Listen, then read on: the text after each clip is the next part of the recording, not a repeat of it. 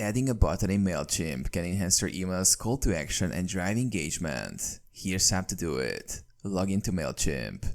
Go to Mailchimp's website and log into your account. Create or edit a campaign. Click on Campaigns and either create a new campaign by clicking Create Campaign or select an existing campaign to edit. Access the email builder. Click Design Email to enter the email builder where you can customize your email layout. Add the button content block. In the email builder, navigate to the content section on the right sidebar. Drag the button content block to the desired location in your email layout. Customize button settings. Click on the button to open its settings. Enter the button text in the button text field. Add the URL where you want the button to link in the button link field. Adjust the button style, including its color, size, and alignment.